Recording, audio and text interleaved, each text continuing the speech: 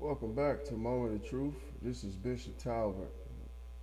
We have an exclusive interview today for you with Dr. Stephen Camarata, who serves as the Director of Research for the Center for Immigration Studies in Washington, D.C.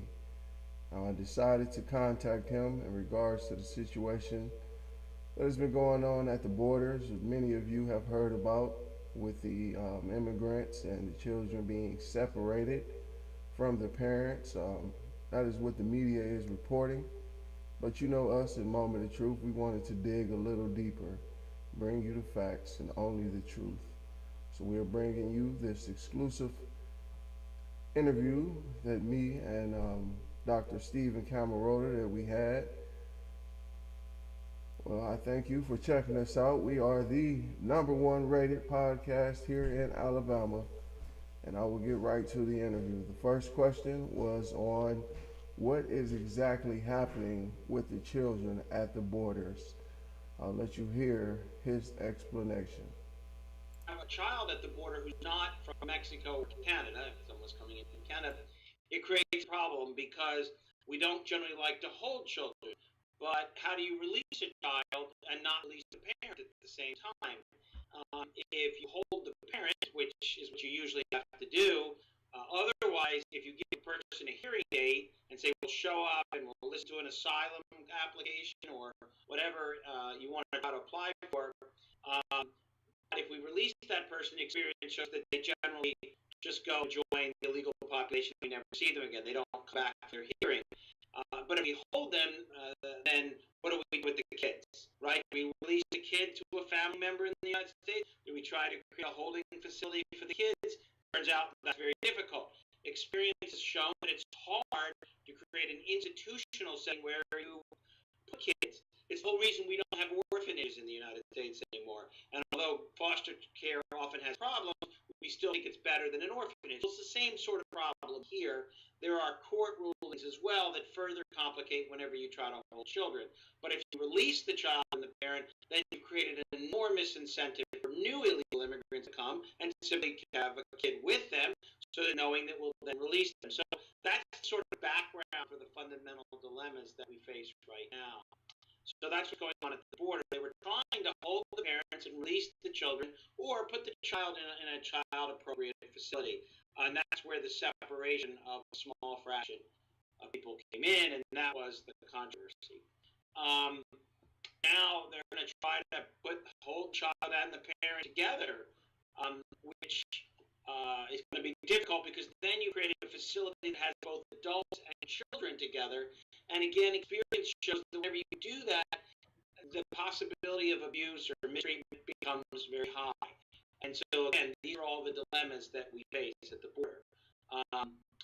Now, the other issue that's going on right now at the same time, that's really largely unrelated to it, is an attempt to give some kind of amnesty, legal protection to those who came here at young ages in the past illegally, but also reform the immigration system, increase enforcement so you don't get more illegal immigrants coming, and so forth. So there was a bill to do all that, but it voted down in Congress last week or this past week, and they're going to try to bring up something else that they think might have enough support, but it probably doesn't. So the decision to sort of reform the system and give some kind of amnesty to the so-called DACA recipients, those who came here at young ages, that's also going on in the background. And in the context of this dilemma about what to do with children from non-contiguous countries, that is, children who are not from Mexico and Canada, who they and their parents trying to slip into the United States. Does that help clear things out a little bit? All right. Now, that was the first question I asked Dr. Camarata. Once again, you are listening to an exclusive interview that you are only going to get here on Moment of Truth, the #1 podcast here in Alabama. The second question that I had for him was the effect with the census. I know many of you know that once the census are added, there are a lot of people that are counted that are not legal citizens. Donald Trump, I guess he was trying to place a questionnaire which was heavily fought by those in California. They benefit the most from illegal immigrants in regards to citizenship. Well, I spoke with him about that, and here he goes. I want to let you check this out, but remember, you are listening to an exclusive interview that you will only get here at Moment of Truth, the #1 podcast here in Alabama. Listeners, just to explain something, the census attempts every 10 years to count everybody who's residing in the United States. So it turns out in the past, and this has happened again, will happen again in 2020, that if someone is here as a foreign student, or someone here illegally, or someone's a guest worker, or someone's a legal immigrant, that is, say, someone with a green card, which is what allows you to live here permanently as long as you like, and eventually, after a few years, if you choose, become a citizen. So the green card holder, or the illegal immigrant, or the foreign student and guest worker, they're the temporary visas. All of those people get counted in the census. So in the last census, probably about 10 million illegal immigrants were counted in the census. And this matters for a lot of things, including the fact that when we apportion seats in the U.S. House of Representatives, it's based on what percentage of the population is your state. That's how many seats you get. But if you have more people, even if they are illegal immigrants, your state gets more seats and thus more political representation in Washington. And states that have less people or didn't grow as much in population get seats taken away. And that happens every year, every 10 years. So the inclusion of illegal immigrants and non-citizens in general has a pretty big effect. The average congressional seat has very roughly 750,000 people in it. And so there are probably about 10 million illegal immigrants who will respond to the census, about 20 million total non-citizens who will respond to the next census. That is people who, those legal immigrants and guest workers and so forth that I mentioned. So about 10 million of each. And since it only takes about 750,000 seats to get another 750,000 people for your state to gain another seat in the U.S. House of Representatives, you can see how the inclusion of these people in the Senate does redistribute seats in the House of Representatives. And remember, the House of Representatives also determines your votes in the Electoral College, and then within the state, how the lines are drawn, each district. Whether it's for the sewer authority or your local state legislature or your county commissioners or freeholders or whatever they call them, all of that reflects population. So you have apportionment, that is the allocation of seats and the electoral college between the states, and then within the states, how the lines are drawn are all based on population. Non-citizens respond to the census, ergo, you have the redistribution of political power. And yes, it does mean that very often we take political power from a state which is a relatively low immigration state like Ohio, which is mostly made up of U.S. citizens, and we give it to California to draw a new district in, say, the Los Angeles area or Texas down in the Rio Grande Valley, where a very large fraction of people are not citizens. So you take political representation from citizens to create political representation for non-citizens. That is how things play out. Now, what the Trump administration has asked for, not really related to this larger representation question, but just generally is to include a citizenship question on the census. In other words, ask people, like we did in the past, whether they're a citizen or not at the time they take the census. Now, what exactly they're going to do with this, one thing is to actually, the argument is, well, we want to enforce the Voting Rights Act. Again, nothing to do with this political representation we've been talking about, but rather just to make sure that naturalized citizens, that is someone who came as an immigrant and then became a citizen, that their voting rights are being protected. And you would want this question so you could look at the local level to see that that's going on. So that's the background to the census question. I don't know, does that help clear things up a bit? You are listening to Moment of Truth, the #1 podcast here in Alabama. I'm having an exclusive conversation with Dr. Camerota. He is the Director of Research at the Center for Immigration Studies. We were able to catch up with him a few days ago on our exclusive interview.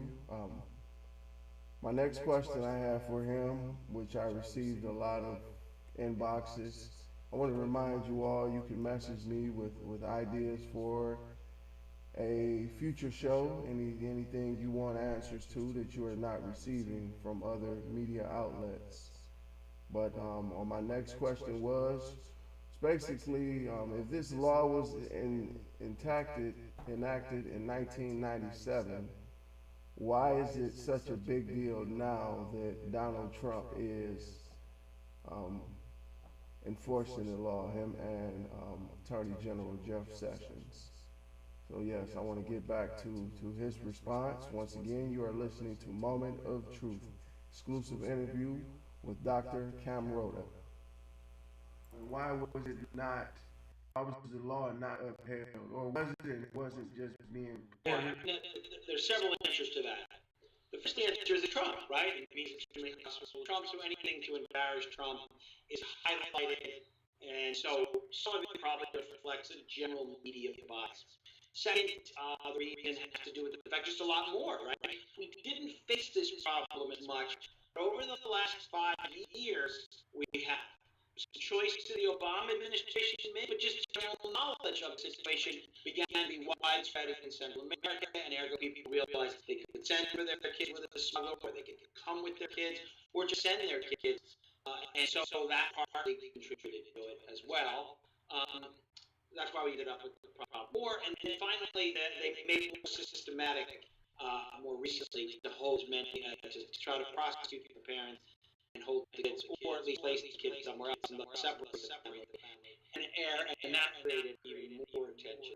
So probably some of it had to do with just the general flow, the numbers, Trump administration policies, and probably reflects media bias. So I think a lot of factors contribute why it became a bigger deal. Okay. Thank you. You are listening to Moment of Truth with an exclusive interview with Dr. Camerota. He is the Director of Research at the Center for Immigration Studies. We had a chance to sit down and speak with him. We had about a 20-minute conversation the other day. My next question was on social services such as the SNAP benefits, TANF program, temporary assistance for needy families, and the effects that illegal immigrants are using these programs. I wanted to know, was it really an issue, or was it something that we're not shedding enough light on? And he had a pretty interesting answer, and I want to bring that to you now. Once again, you are listening to Moment of Truth, the #1 podcast in Alabama.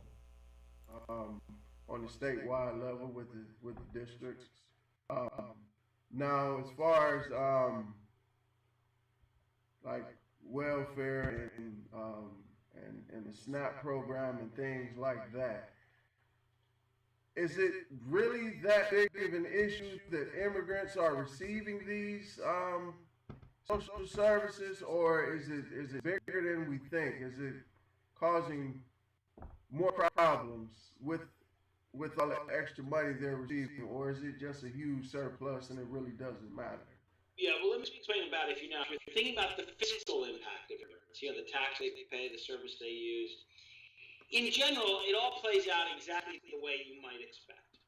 So if you want to know the fiscal impact of immigrants, all you need to know, or one of the most important things you need to know, is not so much their legal status, but how much education they have, and that will typically have a huge impact on how much money they make, how much taxes they pay, and then their income then will determine their eligibility for social services. So that's a general background, and if you come to the United States and you don't have a high school education, in general, the research shows that you generally do not pay enough in taxes to cover your consumption of public services, whereas if you came with a college degree or a graduate degree, you generally get a higher paying job and you generally are a fiscal benefit. So it's exactly sort of what you might expect. This is true of the native as well. In general, how do immigrants say access social services? Well, some they would get naturally If you're injured, no matter what your immigration status, whether you're a naturalized citizen, or that is someone who's an immigrant but became a citizen, or a legal permanent resident who's maybe planning on becoming a citizen, or you're here illegally, if you get injured, the hospital will just treat you, and often at taxpayer expense. There are other services immigrants receive directly. Obviously, if they drive on the roads, they create wear and tear on the roads. They need police protection, fire protection, all the things that you could imagine. Partly as a result of court rulings, all immigrants get free education in U.S. schools, no matter what your immigration status. And so they're where things stand. Now,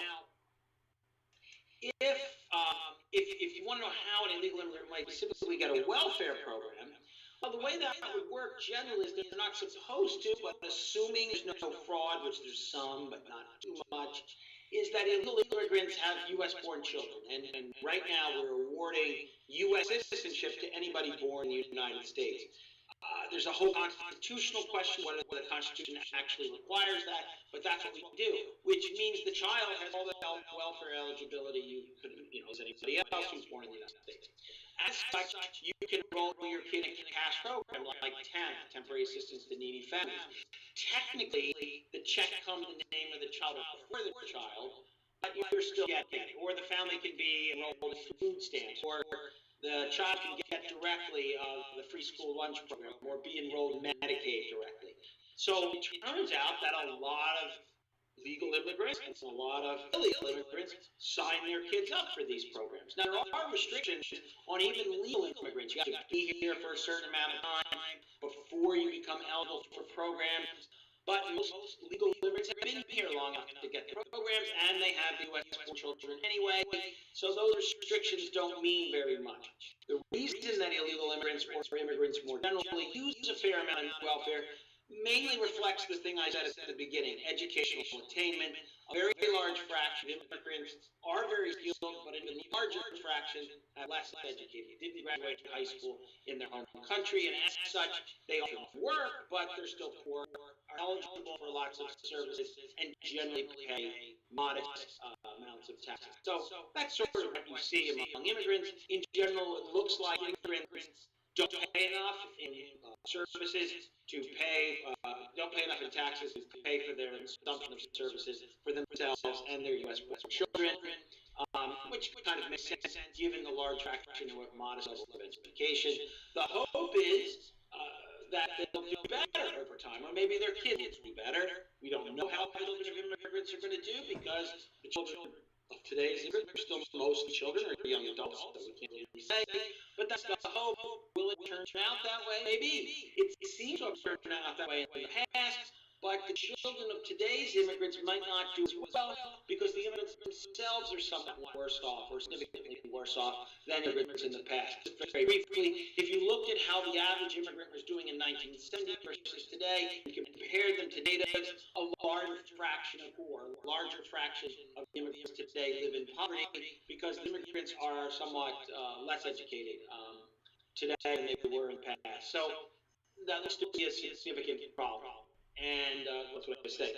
So I don't know how the kids are going to do, but right now it looks like immigrants are net fiscal drain, and illegal immigrants are net fiscal drain. However, is they don't pay enough in taxes to cover their consumption of public services. But however, and this is important, most immigrants, even illegal immigrants, come to work, come better to themselves. Most do find work, but many are poor and thus eligible for all these social services, and they get them either for themselves or often on behalf of their U.S. born kids, and that's what creates the fiscal drain. We've estimated that about half of all immigrant households use at least one major welfare program, so that's high. It's about 30% for the native born, so that's a problem. The high rates for illegal immigrants, they tend to use the non-cash programs, while legal immigrants tend to use all the programs, though not as high as the non-cash. The non-cash would be like food stamps and free school lunch and food assistance and Medicaid. So I don't know, that's a long answer, but I hope it gives you a pretty good idea. All right, you are listening to an exclusive interview right here on Moment of Truth with Dr. Stephen Camarata, the Director of Research at the Center for Immigration Studies. And the last question that I asked him when we had a chance to sit down was on um, drug cartels and people bringing children here that aren't theirs. There was a lot of talk that there are people just smuggling children, and I've even heard stories of pedophiles purchasing children and getting people to bring them here. Um, so, what better way to find out the answer than to ask someone who has experience with the immigration, who studies it? Dr. Camarada has testified in front of Congress, so he's well known, well respected in immigration studies. So I want to get his answer to you on these very tough questions. We don't ask softball questions here. We want answers. We want the truth. You know, I personally don't watch too much of the other news and things that are going on because it's so biased one way or the other. But we stick to the facts and bring you the truth. I want to get you his answer, and we're going to wrap up this episode. Once again, if you have any questions or you have ideas for future shows, feel free to let us know. We will gladly take it into consideration. Well, here is his answer. Thank you for checking us out today. The people that are being held at the border, and they have children that a lot of the children aren't theirs, that they may be drug cartel and, you know, trying to smuggle children. I've even heard things that that are people that are pedophiles that are actually trying to purchase children from other countries and bring them here. Now, those people, what are your ideas or what are the plans to weed out the good people versus the ones that are trying to come here and actually do what they need to do? Right. So remember, just one more point about the good people. The person who comes and let's say illegally, but doesn't commit murder, robbery, or rape, and brings their own kids. That person can still be a very large fiscal drain. You know, the work because maybe this helps. If you had an immigrant or anybody, a parent plus two kids, three people, a family of three, and made $24,000 a year, so that's like working full time for $12 an hour. That family lives roughly in poverty. And if you live in poverty, you don't pay any federal income tax. Typically, you pay no state income tax. And you're eligible for just about every welfare program, or at least your U.S. Western kids would be.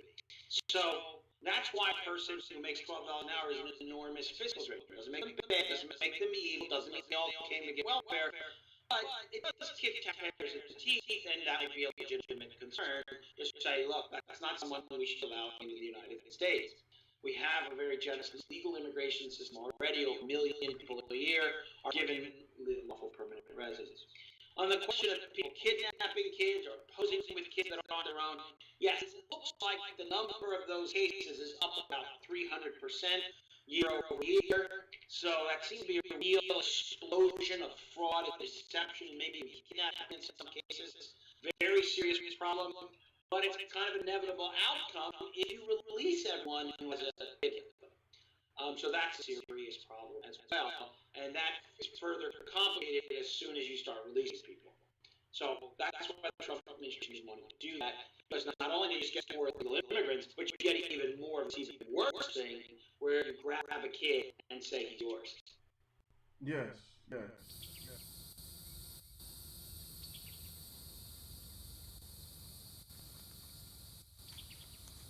Oh, hello. Bishop Talbert here. Hope you enjoyed the videos today that we had on immigration. We had the doctor, a specialist involved, Dr. Karami. He was gracious enough to let us in on a little bit of information that you won't get anywhere else but with us at the Moment of Truth, where we aim to bring you the facts, no opinions. I hope you all take this information and expand on it further. You try to learn even more. You try to uplift others and teach them. Don't do like the media, the TV, the big networks, the radio shows. All they talk about is opinions, one way or the other. But here we bring you facts, we bring you only the truth. Now it's time for my final truths before we get out of here. My final truth today comes from the book of Matthew, chapter 10, verse 22. For the Lord said, "You will be hated by all for my name's sake, but he that endures to the end, you will be heavily rewarded." Now this means that the Lord gives each and every one of us a vision. He gives each and every one of us a blueprint. It's different. Everyone is different. But there's one thing in common. It comes from the Lord. You must follow that. It's not going to always be fun and glamorous. You have people from the outside, each and every way, that are telling you you're wrong, you're making a big mistake, you're not going to get anywhere, you won't be successful. But if you turn those people out, and you stay focused, the Lord will be pleased. And at the end of the day, you will be proud because he will show you the eternal love that he has promised. Well, I thank you for joining us, all of us at Queen Bee Farms and Chuck's World Entertainment. Thank you, and God bless.